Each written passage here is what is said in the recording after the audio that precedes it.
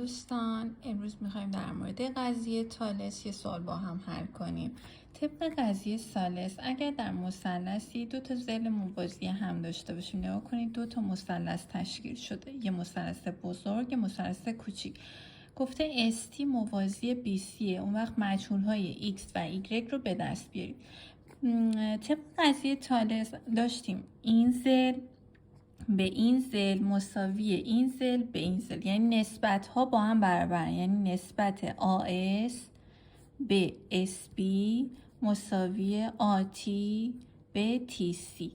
خب حالا جایگذاری میکنیم. AS ما 8، SB 4، AT 3Y به اضافه 3 و TC مساوی 6. حالا کافیه که شما ساده کنید. 8 به 4 میشه 2، طرفین وسطین کنید، این ساده بشه میشه 1. 3Y به اضافه 3 مساوی 2، 6 تا 12 تا. 3Y رو تنها میکنیم، 3 بره اون طرف میشه منهای 3 و 12 منهای 3 میشه 9.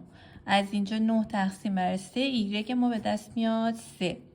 همینطور برای x اگر بخوایم رابطه بنویسیم طبق قضیه ثالث داشتیم اگر این ضلع به یک ضلع کامل این مثلث برابر با یک ضلع از این مثلث کوچیک به نسبتش به این ضلع مثلث بزرگ، یعنی در واقع AS، ببینید AS مال مثلث کوچیکه به AB مال این مثلث بزرگه مساوی قاعده مثلث کوچیکه ST به قاعده مثلث بزرگتر یعنی BC.